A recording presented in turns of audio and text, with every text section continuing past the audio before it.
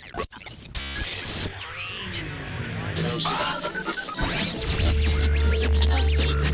the JJYP podcast. You're listening to the Just Joshing You podcast. We're sitting here with a very good friend of mine. So excited to be here, or to have him here, because I'm always here. Kurt Champagne. Kurt, I want to be honest with you. If I changed my name to Chardonnay, would that just piss you off? No. Because then we'd have a Chardonnay and a Champagne in town. Champagne's like girls. Chardonnay's probably like boys. I don't know. Not a wine connoisseur. I want to see your statistics on that. How you doing, man? I'm doing great. How about yourself? I'm doing awesome. I'm really glad that you're here. Well, thanks for having me. And welcome back to Kansas. I know you just went on a little family vacation out to Utah. I don't know if I'd call it a vacation. You don't vacation in Utah in the wintertime unless you're a skier, which I'm not. I think you're secretly a repo man. Every time you go out there, you come back with a different car. There's been a lot of movement going on, but the thing that's nice about the vehicle I just picked up is the studio can travel now. Yeah. I want to be able to just pull people off the street if I want. That There I meet you go. and be like, hey, come into my camper and let's record a conversation. Yeah, that happens at a lot of truck stops. So maybe I'd start in Salina at the Flying J, see what happens. How long did you truck? Oh, from 2003 till, I don't know, probably 10 years ago. Dude, there's nothing like driving a big rig. Yeah, it's fun. No, it is. I got to see and do a lot of things I normally wouldn't have done and meet just a lot of great people. I'm a nerd, though. Like, when you sit in the cockpit, all of those, buttons and lights and knobs and everything, it's just badass. And when you stop and pull the air brakes wherever you go, I have arrived. Well, I don't know. I've seen you drive a golf cart and you run into just about everything. So I just can't imagine you driving something bigger than that. That is one of the things I love about this town is that you can get around on a golf cart. Yeah. Yeah. You've got a golf cart. Yeah. Well, I mean, it's kind of on loan. Well, I know, but yeah. You know what I'm saying? You frequent the golf. I mean, the summertime, I don't ever see you take one of your vehicles out unless you're pulling a lawnmower or something. Nope. Just drive the old golf cart down to happy hour. So how long have you lived in Milford? Oh man, I started camping here in the late 90s, and I moved here permanently. I'm gonna say about 12 years ago, maybe a little more. Wow. Not really sure on that one. So you started out camping at what, Flagstop? Yep. Camping. I come down with my buddy and his wife, and I'd pitch the old camping tent by their camper, and then as you get older and things, ended up with a camper and such and a golf cart, and kind of did that life for a long time. I don't know. I would say, I bet we camped probably till about 12 years ago. It's a different, it's not the same. It's kind of like its own little neighborhood down there, No, it really is. When I'll be honest, because before I found out that there wasn't a town here, I just thought that was its own little community. You know what I'm saying? And it was so cool to be there. And then a mutual friend of ours, Jay Jones. Oh yeah, Dr. Jones. He's the one that introduced me to the tropics. And that's when I realized that there was a freaking town.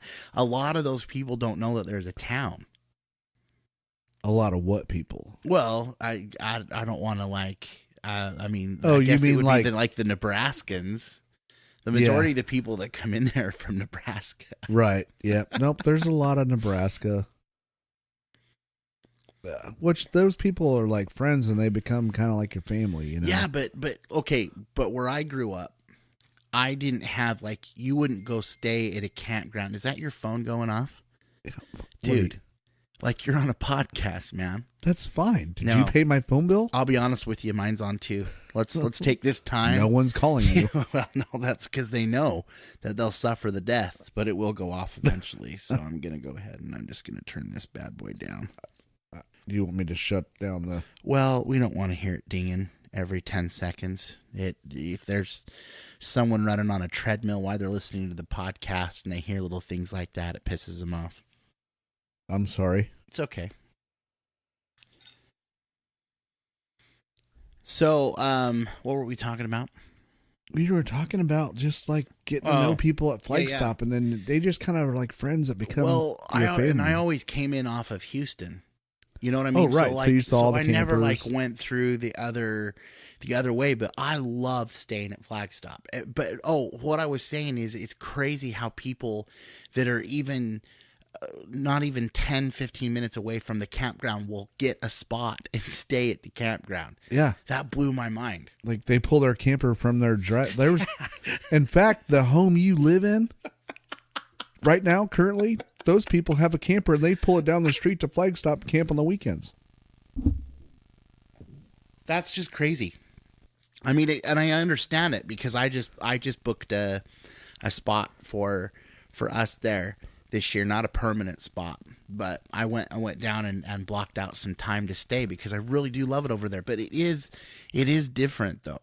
Like from even being a couple blocks away and going and staying in the campground, it feels different. It feels like you're on a vacation. Yeah, it does. You're 2 blocks from home, but there's no stress. There's no. And I totally used to make fun of the people that did that until I moved into town.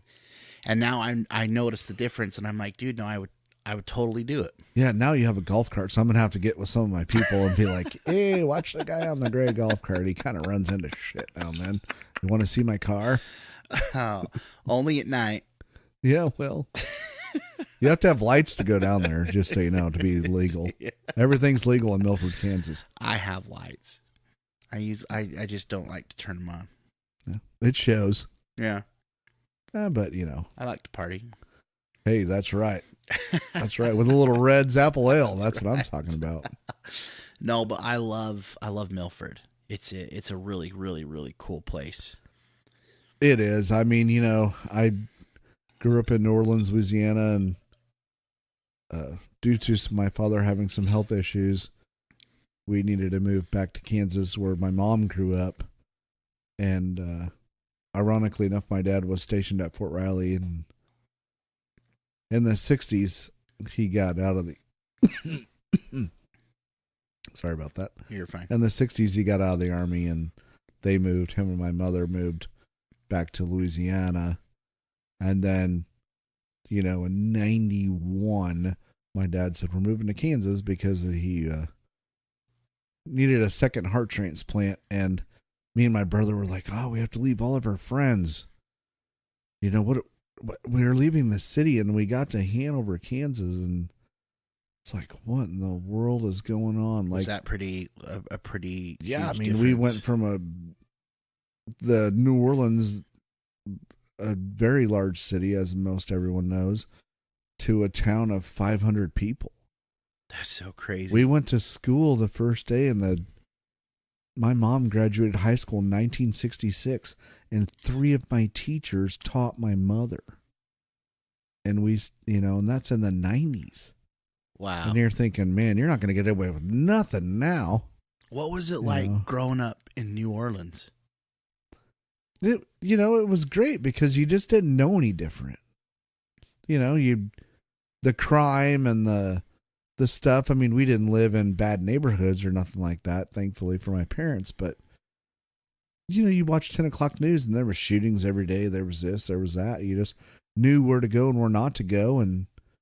But you didn't know you didn't know there was this life out there. Right. You didn't know there was a Milford, Kansas, or a Hanover, Kansas, or a Manhattan, Kansas. You didn't know that life could be so simple. No, when I found out that I was coming out here to work, I was like, oh my hell, this is going to be the worst.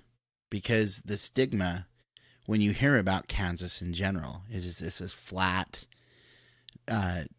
not not beautiful terrain, kind of like I-80 going through Wyoming. You know what I mean? Yeah. And then you get here and it's like, oh my hell, this is beautiful. This is great. And then you've got the lake and all of the scenery there. And it kind of, I mean, when you were in trucking, you went to Utah quite a bit, right? Oh, yes, lots. Did you ever go up around Bear Lake? It's like on the border of Idaho and Utah. Yeah, I don't know. It's been enough years ago now that I can't remember the name of the towns, but we would go to, trying to think, we'd take Idaho. Can't remember the name of the town, but yes, I mean, I've been in the vicinity. Well, so Bear Lake is kind of like our Milford Lake. It's a beautiful lake. It's one of the larger lakes, and it was unknown.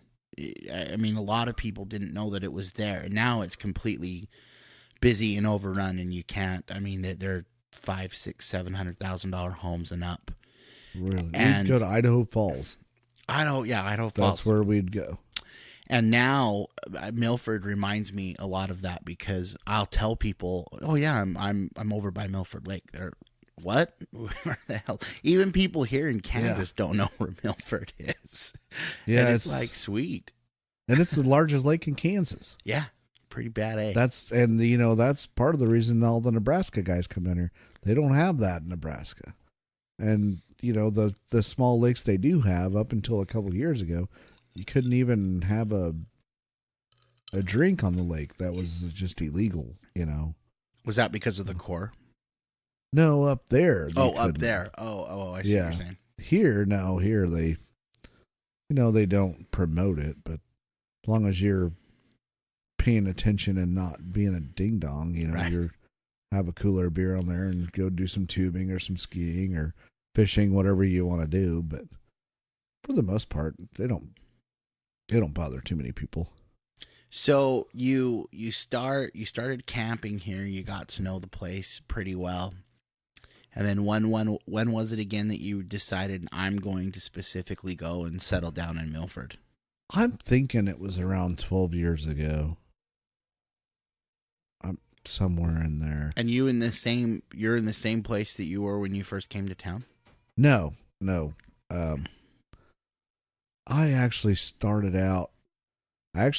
at Flagstop in my camper. Like, that was my home for a while. Nice.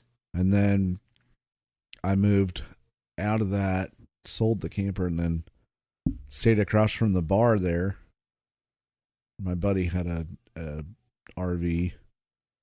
Steve, we called him the Reverend. He got ordained so he could, kind of school some of us at the campground.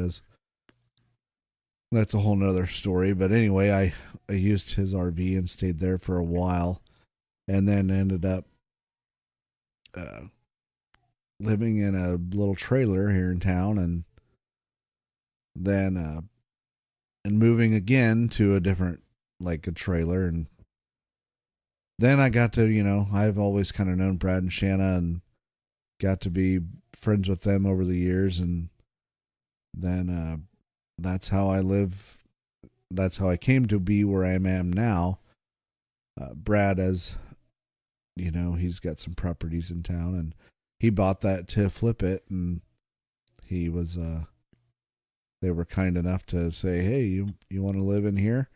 And so it was like kind of I had all the nice stuff in Nebraska and different things, and then ended up here on bad circumstances, which ended up now being the best thing that ever happened, Well, so what bad circumstances took place? Well, I mean, me and the girlfriend parted waters, and oh, I see. And so we had a nice home and things like that. And when she decided we should have part waters, I guess, so to speak, I thought, what am I going to do now? Because I was trucking, so I could go anywhere I wanted. Right. But I chose to go here because it's where I went to relieve stress. And so it was You know, at the time you think your whole world's coming down on you, but it turned out to be probably the best thing that ever happened to me, honestly. I absolutely love it here. This is where I call home. And I have some great, great friends and people that are always willing to lend a hand with something. Yeah. And you know, and I don't mind helping either. Like, so, no, you know, that's you're being modest, because you were always kind when I was here with my dad initially, before I even brought my family down. You would always have us over for dinner, steaks, and I mean, you never charged us anything. Like, we would try, and you would get pissed off. I haven't billed you yet. Well, I know the bill's coming. I'm not saying that it's not. Yeah, you know, I mean, we'll just have to, you know, you kind of keep them in the background just in case. But no, it was great. I like people. Yeah. You know, like I enjoy people. That's why I don't know. That's another thing living down here is, you know, you make friends and those friends become your family. And then, you know, the summertime, the other friends that I've made that became family, so to speak, they come to town. So there's always somebody new, right, coming into town. Like, there's, you know, it changes every day. You never know what's going to happen. What blows my mind, and this is why I wanted to have you on the podcast, is because you have met a lot of people, and you do have a lot of unique stories, and trucking is a great way to see the country and meet different people, because you're always in and out of truck stops. I had a neighbor, he has since passed, but his name was Robert Folger. And in the summertime, to make money, I would go, and his wife and him, they were full-time team members, but she would need a break. So she would come and she would stay for the summer, and I would go with him, and he would pay me to, you know, hook up the pigtails and do all of the shit that he didn't want to do. And that's how I cut my teeth in the trucking industry. And when we would be on our downtime, and this is, you know, we would doctor the logs. You know how that goes, man. You know what I mean? I guess I don't. Yeah. Yeah. Not sure what you speak of. This is being recorded. Plausible deniability. I didn't sign anything either. But at night, or when we were off, he would teach me how to drive the truck. And what ended up happening is we were somewhere in Cleveland, Ohio, and he got sick, like really sick, and we had to be back in Salt Lake to pick up a load. And so I drove us on I-80 all the way from Ohio to Salt Lake City without a driver's license, driving that big rig. And dude, I'll never forget it. It was one of the coolest things. You know, people see truckers, and I feel like a lot of people take for granted the trucking industry, but that really is what makes America move, you know? Oh, absolutely. I mean, you know, that opens up a whole nother conversation, but you know, it is. I mean, that's how your groceries get to your stores. Right. That's just the tip of it, you know? Yeah. But you can get on any highway around here, and you're going to see one. Oh, yeah. No matter whether they're hauling grain or cattle or groceries, or you just never know. Right. I mean, the couch I'm sitting on at one time was on a semi-truck.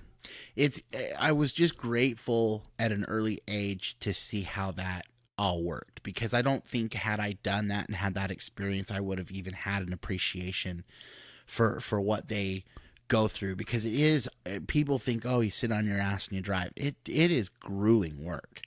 Yeah. It is hard to just drive and drive and drive and drive and drive. Yeah, and it's weird. Like you take a shower in the morning, drive 8 hours, and you haven't done any like physical / dirty labor. Right. But at the end of the day, you're like, I need another shower. Like, but you know, your day doesn't quit at 5. Well, and I think it's a mental. No, you're not physically doing anything, but the stuff you have to pay attention to. You got those crazy ass 4-wheelers driving down the road. Yeah. You know, like they always cut you off. They don't care. They think you can stop on a dime. And I've said before that, I think everybody ought to have to drive one of those for a day and understand how just dangerous they are. Yeah. Well, there's so much weight. I remember hitting my first deer in one of those. I wasn't driving. Rob was. And I remember flinching and dude, it was like going over a speed bump. Yeah. I mean, didn't end up being like that when we had to stop. One of the deer's head got stuck in between the dually tires. Yeah. That was pretty messy. Yeah, I suppose. That sucked. I got to know the anatomy of the deer that season. Yeah. As he walks up behind it, your day just got a little worse. Is that a ribbon on your antenna? No, those were his intestines. Oh, okay. Wonderful. Yeah. Beef jerky, anyone? Beef, yeah, exactly. Deer jerky, I should say. No, but did you obviously enjoyed it? I mean, that's what you did that for the longest time, right? Yeah, I absolutely did. I met so many nice people. I mean, throughout the United States and Canada, and I will say this: I couldn't have done what I did if it wouldn't have been for my mom and my brother. Like, my mom is a absolute rock star. I mean, she did the book work and the things behind the scenes. My brother, we may disagree at times, but we're twins and that's how life goes. But oh yeah, he would like load the trailers and tie them all down, and then I would come into town and switch trailers, and it'd just be a hook and go, And so was this a family business then? Yeah. I mean, I was the only one that drove. But you were an owner operator. Yes. Oh wow. But okay. But my brother and mom, they're in the trailer industry, and we hauled we hauled stuff from the manufacturer to the dealer. Wow. So it's kind of like you see car haulers going down the interstate. Yeah. We hauled any kind of trailer you could think of. From a lawnmower trailer all the way up to the biggest semi-trailer you could think of, or horse trailers. We'd pull one behind another. We'd pull what they call doubles, triples. Yeah. We'd hook a flatbed gooseneck to the truck, another one behind that, and then put 2 more horse trailers on top. So we would deliver 4 at a time. How do you feel about retreads? I think they're dangerous. And retreading, for people listening that don't know anything. Well, here, you explain it. You explain what retread is. It's a is. recap. It's a recap tire. It's a bald tire that they strip down and they put new retreads on. So when you're going down the road and you see just a piece of long flat rubber laying there, and it's called an alligator, I guess, on the road. Yeah. But it's a tire that's separated. So the truck may have lost its tread, but the actual tire itself is on the truck, still full of air. They're dangerous. Yeah. And they're a cheap way out of buying an actual tire. But you get in like Kansas and, where it gets hot, Texas, Arizona, California, the heat heats up that glue, and then they just fly off. And it's just not a good deal. Man, and when those things blow, it's like a little bomb going off. Oh, yeah. Scares the hell out of you. I've had them blow in a car when I've been on a car before. I always think I was a motorcycle rider for a long time, and I always thought, I would always get the hell away. Yeah. I'm picturing a 3-wheeler. No, it was an actual road bike. It was? Yeah. So I know you're a movie guy, so I'm picturing like going to Aspen, got room for one. And okay, where am I going with? Who is that? Just when I think you couldn't have gone and done anything dumber, you go and totally redeem yourself. I get 60 miles for the gallon on this hog. Traded it for the van straight up. Which brings me back to every time you go to Utah, you come back with something different. Oh man! Like, I don't know if you're the repo. Your poor wife is upstairs. Her full-time job is re-tagging your crap. She's just as bad as me. You walk into the just as bad DMV, as they're me. like, "Hello, Jessica. What's Josh doing?" Well, just trying to make his dreams come true. That's right. No, it's funny. It didn't stop there. Back when we lived in Utah, I swear we had a car every year, new car every year, and it didn't have to be. I don't mean like brand new. Like we just got bored. We just got bored, and we weren't putting ourselves in a financial struggle doing it. And we just, anytime we went to the dealership, we knew it was bad, because we would see something and be like, "Oh, I think it's time to get rid of it." I mean, you know, if anybody's from around here, you might have noticed the minivan blacked out cruising around town. that thing looks like it re-entered Earth's atmosphere. Yeah. No, moving into a trailer with my family and driving from job to job turned us into minimalists, in the sense that we realized really quick that we really didn't need that much to be happy and survive. And it kind of caught on mentality wise. And these are the oldest vehicles I've ever driven in my entire life. But I'm like, no, I would rather stay out of debt and let life slow down a little bit, which is what I loved about this part of the country is no one's in a hurry here. I haven't ever hit a freaking traffic jam here. It's so nice. I go back to Utah and freak the hell out, because I'm like, there's more than 10 cars on the road. What am I going to do? No one's in a hurry. I mean, I was 45 minutes late, but I wasn't worried. It ain't like you were moving. No, when you're important, people will wait for you. Yeah. Oh, gosh. No, I hope that was recorded. it is. Yeah, it's live. It's on there, so we're good. But no, great place to stop, and I too have met so many great friends. But it's cool that you have such a close relationship with your mom. So obviously your dad has passed, right? Correct. When did you lose your dad? It's okay. Go ahead. And appreciate you not sneezing in the mic, though. That's good. Well, I'm sure you keep everything at the utmost of disinfected. Cleanliness, absolutely. I mean, I had to do a COVID screening on the way in. Security coming in here was we terrible. gotta take it serious. Yeah, that's kind of why I was late. I was waiting out there for my valet. My dad, man, I learned so much from him as a kid growing up. He was a street rodder, a bass fisherman. We had hot rod cars and different things, and life takes its turns. And he passed away a couple weeks before my 16th birthday, and then it was like, now what? Yeah. We didn't have anybody telling us what to do. My dad was strict. Was he? Oh, hell yeah. In what way? Just, I don't even know how to explain it. Like, people that can't do things they want to do want someone else. They have to live through you. Like, live vicariously through somebody else? Yeah, does that even make sense? Yeah, no, of course. Like, my dad was like, we need a round driveway. Let's call Grandpa and bring the tractor into town. Or we can dig it. So me and my brother, we'd have a pick and a pickaxe and a shovel, and I can drive you there today and show you the driveway. Like, he was a go-getter, And, but do you think he had regrets?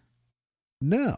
No? So you don't think he had regrets? He just, he wanted, what do you think the purpose behind his being that way was? He just wanted us to learn work ethics, things like that,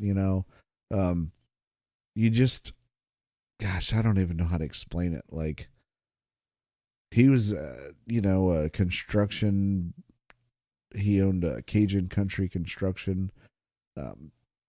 They built a lot of boat ramps, things like that. And so when he got sick and wasn't able to do those kind of things, it was like, now we became his employees, so to speak. Does that even make I don't want to make it sound bad. No, just But it was like say he how had it is. all day to Right. think about what he wanted to do. What did he get sick with? He had congestive heart failure, and he had a heart transplant. Ended up having one in Houston, Texas in 1987. Wow. And so... But even though he was strict, you were obviously close. Oh, yeah. But did you guys see it coming? Oh, for sure. Oh, so you For guys sure. knew he was on his way out then. Yeah. Yep.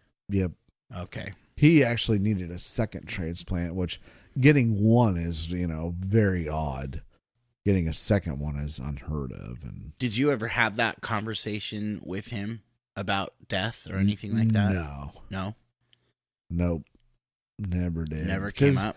We were kids. We were 14 years old. Right. 15 years old. He had been on so many ambulance rides and helicopter rides. When he said, "I'll see you soon," he always saw us again. Right. But the one time he didn't, And so, I'll never forget that. We walked him out to the helicopter and he said, "See you boys soon." And I can still remember walking down the stairs with him to get in my parents' minivan to take him to the hospital up the street. And then next thing you know, they're calling for a helicopter to go to Kansas City. And I can picture that like it was yesterday. And he said, "See you boys soon." And we got in the car, and my mom's sister, my favorite aunt in the world, Aunt Nancy, she drove us to Kansas City. And he eventually died in Kansas City. But, and I don't want this to sound like a bad thing, but he wasn't in any more pain, Right. That wasn't no life. Right. Just to lay in bed and just hope you have one good day. When you had a good day, man, we went everywhere. We'd go by his buddy's body shop and the different places that they built, him and his friends built street rod cars, and we'd go by the Sportsman's Cove. It was like a marina type place where they sold fishing things and bass boats, and, it was just what we did. And then we moved to Kansas and we would go drive in the country. There was nowhere to go anymore. Right. So he'd let my brother drive for a while and he'd let me drive for a while. And that's how we learned to drive down the old gravel road. So you were always close to your mom though? Yes. Yep. Are you a mama's boy? I would, yeah. All right. That's fair to I say. could roll with that. All right. My mom's probably one of the kindest people I've ever known. I've only briefly spoken to your mom on the phone. Nothing, and we'll keep it that way. But but I heard everyone that I've talked to that has met your family, your mom in particular, has said what an awesome lady she is, though. Yeah, she's she's going to be listening to this, right? I will have to figure out how to show her. She wouldn't so much know as how to download an app or anything like that. Well, she's going to want to hear her son on a podcast. I would assume. I assume after this, your numbers are going to climb. Oh, so. Guaranteed. That's why I wanted you on. I needed some success, man. Yeah, well, you need some security in a restroom. I got a restroom. I just don't have any security. But no, yeah, she's as my good friend Kelsey calls her. If there was ever a Mrs. Claus, she would be it. Looks just like Mrs. Claus. Yeah, nothing rattles her. I could be like, "Hey, Mom, so my house exploded," and she'd be like, "Well, is there anything available?" Like, what do you think happened? Like, I don't know. So I think the gas line had a rupture in it. Oh my! Well, I hope they're okay. No one's going to lose their job, are they? Like, that'll be the gas man's not going to lose his job, right? And, you know, that's she'd be worried about everyone else. And of course, you know, and you're okay, right? Right. Do you need anything? I can start making soups. And, you know, it's like, that's awesome. It's just how she is, you know, and if she had 2 pork chops and you had none, you would have 2 pork chops. That's awesome. Like, it's just, I don't even know how to even describe. She was the mom and the dad. So you got your, from 15 years old on. You got your ambition and your drive from your dad, and your kindness and sympathy from your mom. Oh, absolutely. That's cool. Absolutely. So how old? So how many? I don't even know this. How many total brothers and sisters do you have? If just my one brother. Your twin brother. Yeah. So it's just you two. Yep. My parents married in 1966. And for 10 years, they tried to have kids, and they couldn't. So they were going to adopt a little boy and a little girl that were brother and sister. Uh-huh. And that was 10 years into their marriage. And then all of a sudden, they found out they were pregnant with twins. Wow. And so you guys were like the miracle children. Yeah, well, me, for sure. My brother, I don't know. I've told him that he's not planned. Well, no one says let's have twins. No one lays down and says let's have twins. Well, yeah, but I was born first, so I mean, they're like, oh look, what? Oh man, another one. Dude. You know, it's like what the he hell? doesn't see it that way, but he clearly was an accident. Because no one ever says we're hoping for twins. Have you ever heard that in your whole life? No, for sure. No, not. even when I had the choice, I was like, "There's not a chance in hell. That's what I want." I figured, you know, I came out and they're like, man, that's a good looking fella. I hope there's one more in there. Well, he didn't get all the looks, but God dang it, he's got the personality, let me tell you. So you guys are 14 when your dad passed away. 15. Yep. And so your mom's left with 2 15-year-old boys. Were you guys good for your mom? Did you give her a run for the money? I think we were. I'm sure I gave her first gray hair. My brother, they say when you lose a parent, one sibling or other takes the role. My brother kind of became the father figure. Like if I was out hanging out with my friends and doing things I shouldn't have been, I was hoping when I got home that my mom was awake and not my brother. Because he was like, oh, again, huh? It was like meeting the warden coming back from your weekend leave, you know? So where were you guys living at that time when your dad passed? 100 East Elm Street, actually. Elm Street. Little town in Hanover, Kansas. Dude, you got to tell me growing up, with the last name of Champagne, give me some stories, dude, because there's no way that's just been a normal upbringing. It is to me because it's all I know, you know. I know, but when people met you and they first heard of your last name, that had to have been a conversation starter. In the South, it's, you know, not an unheard of name, but up here, there's been several times where I had to pull my driver's license out and be like, they're like, I don't believe you. I'm like, okay, it can be your name too, you know. Well, I always come up with nicknames for people, and before I knew what your last name was, I knew your name was Kurt, so I'd always call you Kurt Cobain. Yeah. And when I found out, I remember hearing someone call you Champagne. I was like, oh, someone else has a nickname for him. That's freaking awesome. And when I heard that your real last name was Champagne, I was like, dude, that is crazy. Like, it almost makes my nickname obsolete, but yeah, yours never stuck. I'm going to stick with Cobain. Yeah, that's fine. Because I like it, and it's a great way to stay in shape. Yeah.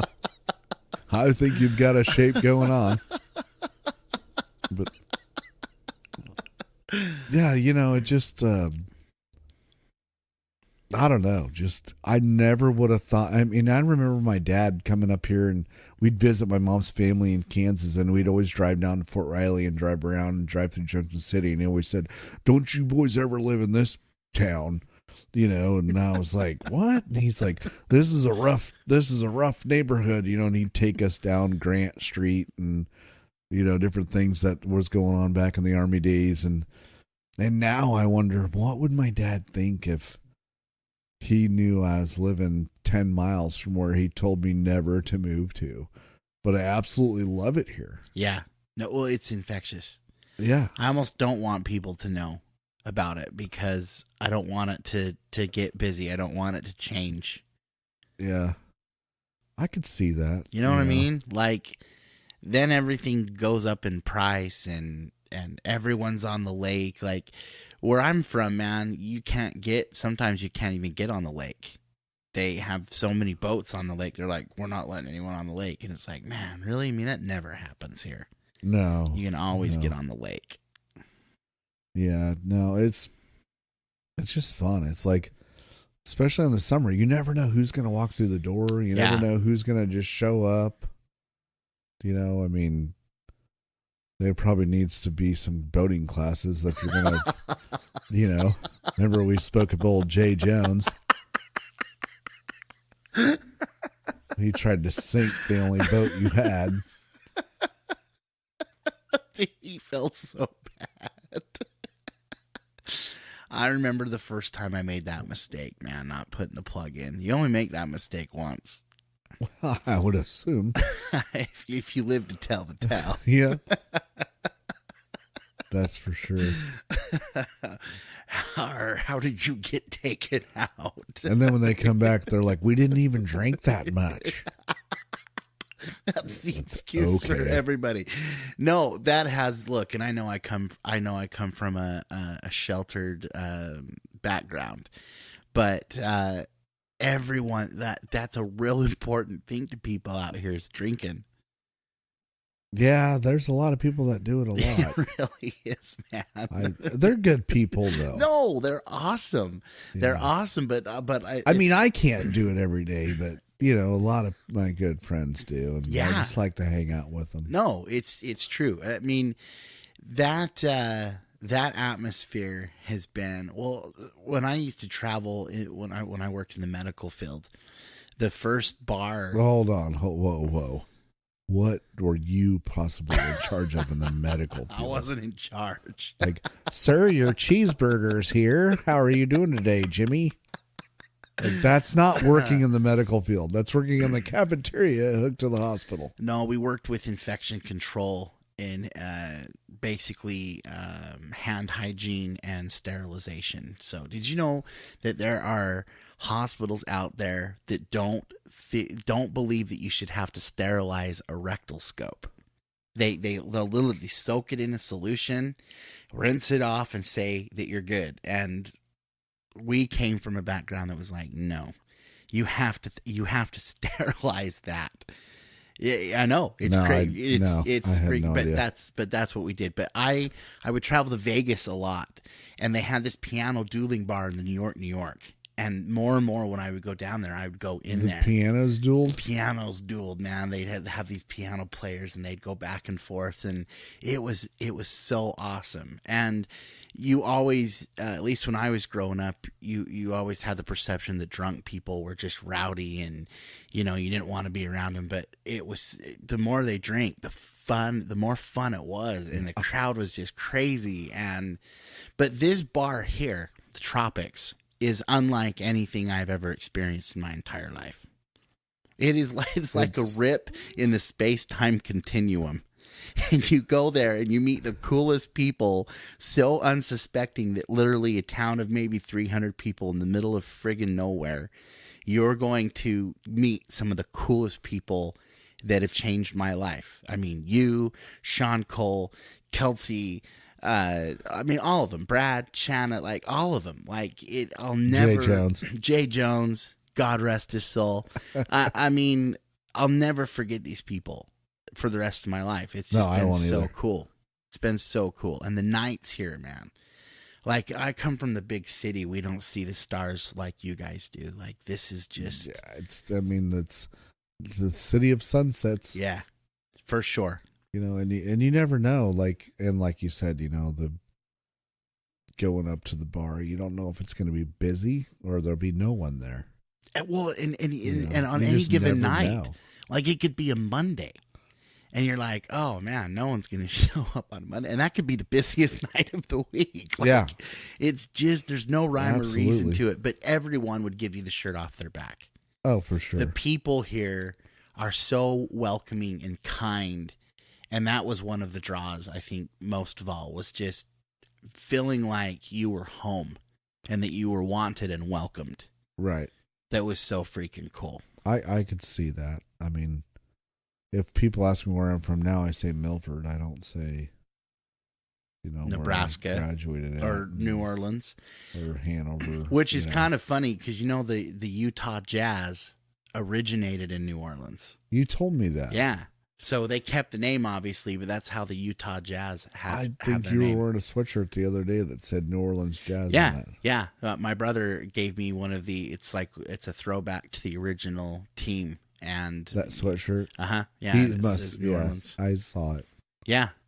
But yeah, that's where they started. So when you said New Orleans, I was like, oh, cool. And I've never been down to Bourbon Street. I've always wanted to go check it out. Yeah, I don't know. No? Is it I don't think it's worth it anymore. really?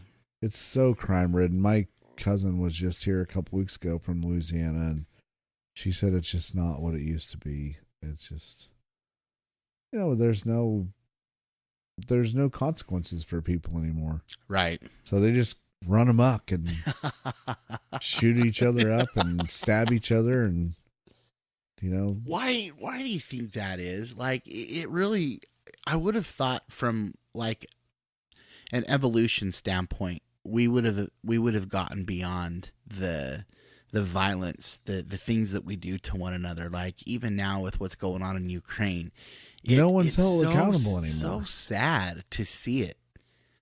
Like it's unnecessary. It's too bad. It really is too bad that we just can't see beyond. Why do we kill each other? It's just the weirdest thing to me. I mean, I guess, when we were kids, we went to school, and if we got in trouble by the teacher, and man, you were like, holy shit, I'm going to be in so much trouble when I get home. Now, it's the other way around. Yeah. Teacher says The something to you, like, you better watch it, say teacher. something. I'm all jacked up on And- Mountain Dew. Yeah, well, then the kids have no respect. No, and, they don't. And the parents, they're like, oh, little Johnny didn't do that. Well, how do you think little Johnny got his name, Little Johnny? Yeah. Because he was bad. And, there was consequences. Parent-teacher conference, man, you're like, my parents are like, we're going to parent-teacher conference. We're like, man. I never looked forward to that. Yeah, but we got in trouble if we were out of line. Oh, yeah, no. And If the teacher said that you were doing now some the bad teachers stuff. the teachers are taking the rap when it was the kid being bad. The kid has no consequence. No. And and now with COVID and all the restrictions there, Has and how made that weird even worse. Education, it's all gone to hell in a handbasket as far as that. Which was another reason why coming here was so nice. I got tired of the busy. It seems to be in when you start in a city that starts to become more populated and more populated, the kindness and the care that a small town takes care of one another kind of goes out the window a little bit. And I didn't want I wanted my kids to grow up with roots where they saw the good in people and they saw people being good. Right. And I'm not saying that raising your kids in Utah would necessarily be bad, but I just didn't like how busy it was. The hustle and bustle was too much. I wanted life to to slow down a little bit and to pay attention to the stuff that's more important than the size of the house or the amount of money you had in the bank, but actually being able to spend time with family and friends. Right. Yeah, I mean, like I've said earlier, we thought moving to Kansas was going to be the worst thing ever. Like, there's nothing. We're not going to be able to do anything. But now the quality of life we have is, I would assume, way better than what it would be there. Yeah. You know, you wouldn't be able to go downtown in the evening because it's just not what you did, you know? Well, so you got out of trucking. When did you get out of trucking? Um, Probably, I don't know, man. I'm going to say 12 years ago ish. So it's been a minute. Yeah. So do you miss it? Oh, absolutely. Yeah. Everyone, everyone has this, find something you're good at and do it. And I really felt like I was good at that. Like, I'm a people person. You know, I just enjoyed it. Unfortunately, physically with my, I couldn't climb up and down off that stuff anymore. And my brother was getting exhausted. He's working all day at his job, and then he'd come down, and half the night we'd spend loading things or unloading things or switching things around, whatever. And he was great for that, but it just got to the point where it was just too much. And it was time to call it quits, and it was the worst feeling ever. Like, Was that pretty I felt hard? defeated, Yeah. But I look back on it now, and I'm thinking, my gosh, now they have all these electronic logbook mandates and Oh, yeah. all these things, and I'm thinking, God works in mysterious ways. It all happened for a reason, Yeah. Sometimes it I feels still like- have a great relationship with a lot of the people that I did business with. In fact, I just took a little road trip a couple weekends ago and drove up to Wisconsin to see some of the people that I met through trucking, and it was like, I'd made one phone call and said, "Hey, do you guys have a trailer I can pull up with my pickup?" They're like, "Absolutely, you're coming to visit." And it was like we never lost connection, Uh-huh. So I drug it up there, and unfortunately, I woke up Saturday morning not feeling good and spent 2 days kind of laying around the house at my friend Dave and Jill's place. And Monday morning, I got up early and drove home. So it was kind of a flop on that part, but it was still good to go. What's your craziest story from the road? Oh my. I don't. What I mean, one that just pops out, like something you'll never forget. Never forget.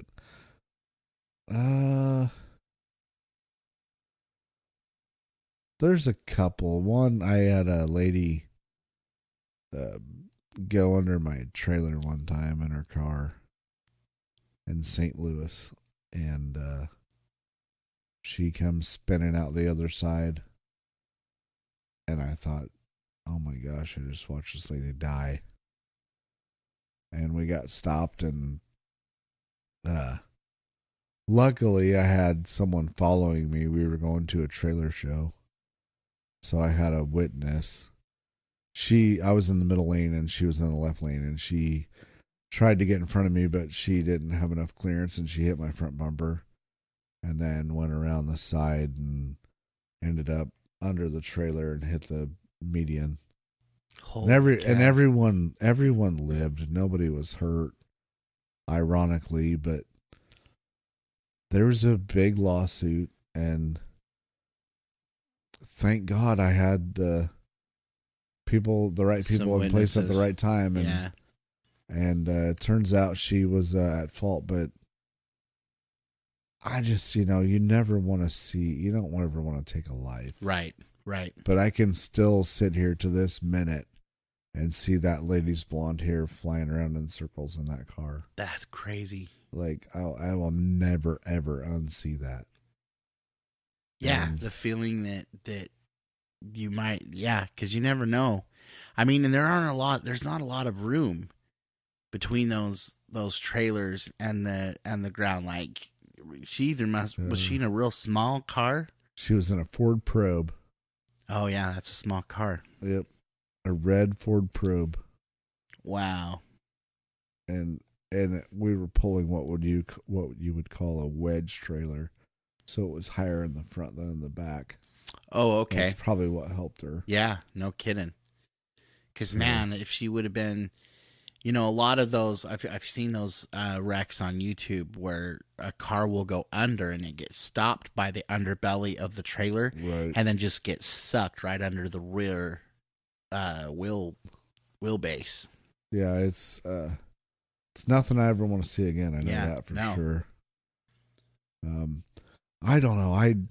Probably all the fun I had was in Mondovi, Wisconsin. That's where I'd go up there on a Friday and I wouldn't come home for 3 or 4 days.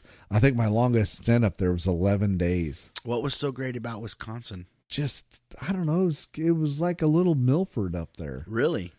Just like all those people became buddies, friends and family type thing. They actually, I have some of them drive down here in the summer just to hang out. And I only know them through that line of work, it was, right. They're just all good people. And, and then we would, our other fun place to go was Three Forks, Montana. And, that's where the trailer dealerships on one side of the lot and the other side was the gentleman's club. They had great steak over there. At the gentleman's club? Yeah. Oddly enough, they had great dinners. They had great meat over there. Yeah. Sometimes you'd go over and make sure to say hi to the girls, but it was only because you just were making a safety check. Right. Yeah, everything's good over here? Okay, we're going to go on. Peace out. Yeah.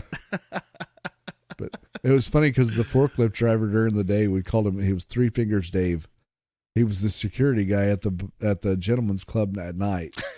So we'd roll into town about 11:30 and he'd waive our door fee. And the next morning he'd be out there at 7:00 unloading us. Well, how'd the night go? It was just like, I don't know. It's in the middle of nowhere. We were 160 miles west of Billings, Montana, you're just in the middle of nowhere. How did you meet Sean Cole?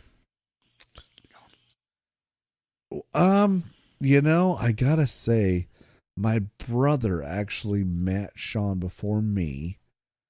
And I remember my brother saying, you gotta go see this guy, Sean Cole. He's the one-man band, and he's playing in Odell, Nebraska this evening. And that was like 8 miles from our house. And I was like, well, I'm not doing nothing else. So I drive up there, and of course I'm a twin. So I walk in there, and Sean was sitting there, and he goes, I said, are you Sean Cole? And he goes, you must be Kevin's brother, Kurt, maybe? And I said, yes. I said, you're the Sean Cole I've been hearing of. And he's like, yeah. I go, huh.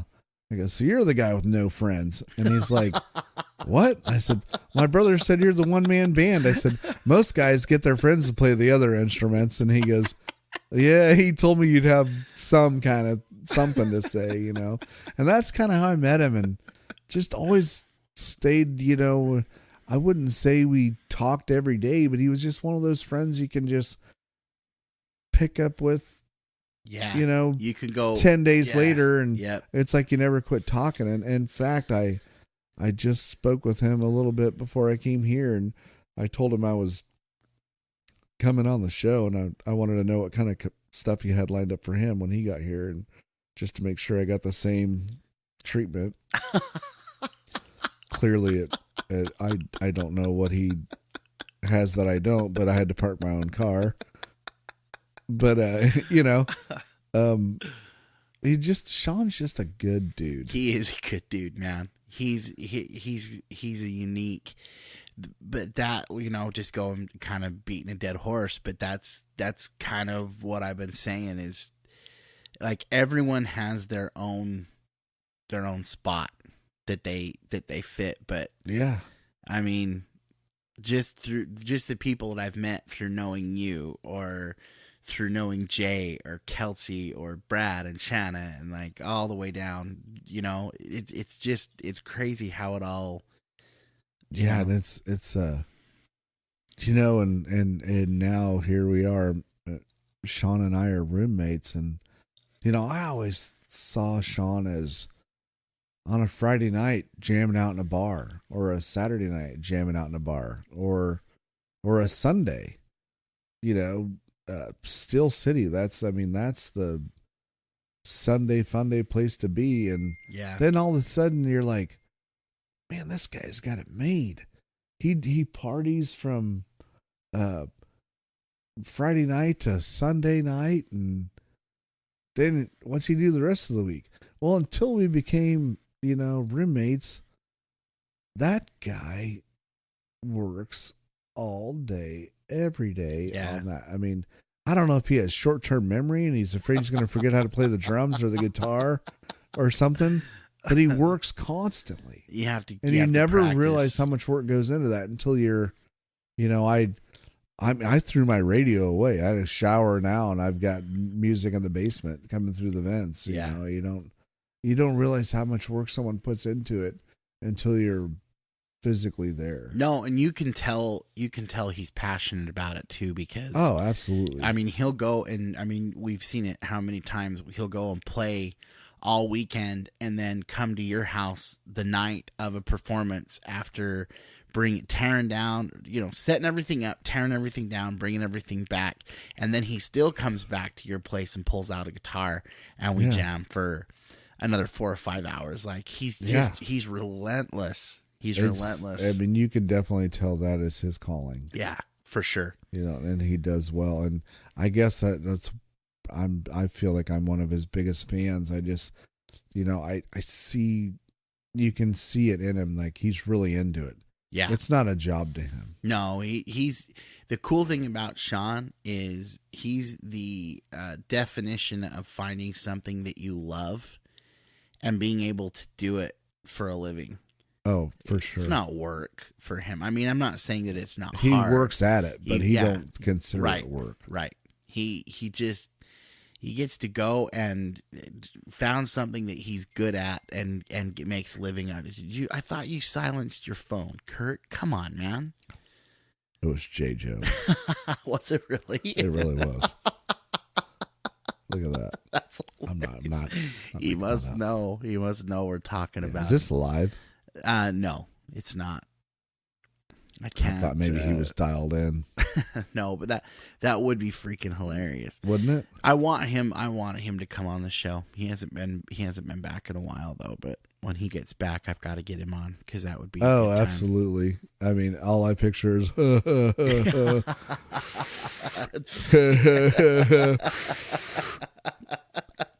Yeah, dude. No, dude, that dude, man, that dude could out drink, out party anyone and still be at work at 5 a.m. the next morning. And his mood doesn't change. And not skip a beat. I don't know. And he's just even keel. I don't know how in the hell he does that. I don't know either. But he would, man. He would party hard every single night. And wasn't even drinking at that point, and I would come in to work and I'm just dragging ass, and he's like, "Oh, hey, how you doing?" And I'm like, dude, what are you on? Well, that's because he's not a laborer. He was happy to be at work because he didn't do shit. Sit in his truck and point. I went to Oklahoma. That's when you know you're doing it right, dude. Yeah. I mean, can we talk about some of your businesses? I mean, I don't know if we want to call it a business, but yeah. Well, let's talk. I mean, because you started your lawn mowing business. Yeah. And that's successful. I mean, you're always trucking around town in the summertime, busy as hell, and you fill in at the bar every now and then. Yeah, I just kind of do that for fun. Yeah. Gives me Brad and Shannon are very good to me, and so it gives me something to do in the wintertime, and the mowing thing kind of started out as a friend bought a house in town, and he was like, "You want to mow the yard when you mow yours?" And I was like, "Yeah." And so I just started kind of doing that, and next thing you know, it took off. And that's freaking awesome. Gene, I don't know if you know Gene Hyatt or not, but maybe if I saw him. He was the guy I met coming into Tropics, and they built what they call a cabin south of town here, and he was like, "Man, we need somebody to cut the grass out there." And so he brought down a mower, a 0-turn mower, and I just went out there and mowed it every day, and they just kind of, always been good to me, and I would always mow my yard with their stuff. And then I asked him one day, I'm like, "Hey, I've got some people wanting me to mow a couple more yards. Do you mind if I use your mower for that?" And he's like, "Nope, tell you what, you just do whatever you want to do." And he gave me a pickup and a trailer and a mower, and that's what I started with. And now we're up to 3 0-turn mowers I think we have now, and a bigger trailer and a bigger truck. But he's the guy that got me started in it. That's sweet. He gave me the chance, to grow it. Like, I didn't have to buy the mower or anything like that. It's just another story, another opportunity. Just good people being good people, and they've always been good to me, Well, but you're good to people too. Yeah, I try to be. It doesn't cost anything to be nice, No, sometimes maybe a little bit of sanity, but yeah, true. But that's a different podcast. It's good to be nice. Do you think you'll be here for the rest of your life? Yes. You're like, no, this is where it's going to be. Yep. Cool. I'm not going anywhere. Well, that's good. I'm never. If the only reason I would ever move is if my mom needed me to take care of her, to be there. Yeah. And I'm thankful for my brother and sister-in-law live just a few blocks from my mom, so they're right there. But if they decided they wanted a life change and move or something, which won't happen, but if the opportunity arose and my mom said, "I want you home," I would definitely do that. But I think if my mom needed, at some point in her life, she's going to need some assistance and help. I think if they weren't set up to do it, I would just move her here. I would absolutely move her here. So I don't plan on going anywhere. You're stuck with me now. That's good. No, that's good. I don't like change, so that's nice. Nope. It's important. You have to have it, unfortunately, I guess, to grow as a person. But yeah, sometimes I wish things would just stay the same. We'll see. Right? I'm not going anywhere for now, anyways. That's good. Well, I really appreciate you stopping by, man. I do. Do we do this again? How does this work? Absolutely. I've got Bongo Charlie. He's gonna come back, and Sean wants to do one with Bongo Charlie. And that'd be we'll great. have you come up and team up with someone. And this is just I definitely want you to come back for sure. Oh, I for sure will.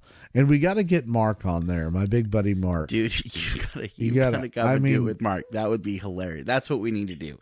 You get Mark to come in the studio. I'll hook up another mic, sit him over there, and we'll have all three of us on. Oh, hell yeah! That would be freaking awesome. I just want to say while we're recording this that you only have 3 ultras left. So I don't know if Kelsey's your next guest, but you're gonna have to restock. I love Kelsey. She's the best. Yep, she is. She's the best. Well, you're awesome, buddy. And if you're still listening, I sure appreciate it. I honestly do.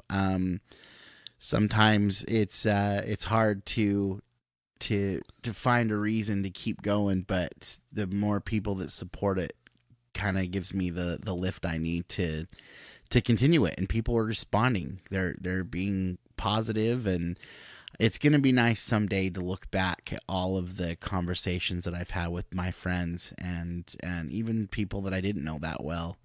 And it's kind of like saving a memory, you know? Yeah. It's just, it's weird how life takes you, you know? Yeah. Like you were talking about people, you know, like Charlotte, she lived here for a while, and I know you had her on here. Yeah. And then she went away with the Army, and then she came back, and it was like, it's just kind of, you know, everybody always, and I know many of service members, ladies and men, that have been here, and they're like, we're moving back here and retiring. Oh, yeah. You know, yeah, like well, you're yeah. the same testament to that. Yeah. You worked here for a couple of years, and you're like, I'm just going to live there. Yeah, it was so, I don't know, it was just, I never thought it would happen in a million years. If you would have told me that I was going to live in Kansas before I came out, I would have said, dude, you're smoking the dope. You're smoking some pretty intense ganja there. Yeah. And I want you to share it with me. And same for me. If someone would have told me I lived in Kansas when I was in my 40s, I'd have been like, no way in hell. Yeah, but here I am. You come here, and it was captivating. Yeah. And it was kind of a breath of fresh air. And in the midst of all the COVID stuff, people weren't buying into that bullshit. And at least here in Milford, you know, you could walk around and things still felt normal. Yeah. And that normality, I think, saved my life because I didn't want to wear a mask and do all of that crap. Yeah, it's definitely a real thing, but oh, for sure. For sure. It's they've drug it out. It's yeah. You know, its time is done. Yeah. It's now people are like, I don't give a shit if I die. I don't want to do this anymore. Yeah. I just want to go out and live my life, and I want to have my day-to-day back. You know, yeah, it's important. That's what us normal working folks want. Yeah. The other ones are like, man, I need to check the mail and see if Biden sent me another check.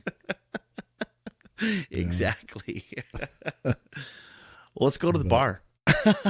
Are you in? Yeah, let's do it. Well, I mean, I probably got time for one. I don't know. Let me check my phone. Oh, it's only 8:40. Yeah, you're good. I bet the beer's cold by now. Hey, you've been listening to the Just Josh and You podcast. Appreciate you guys hanging in there, saying peace be unto you, and we will catch you on the flip side.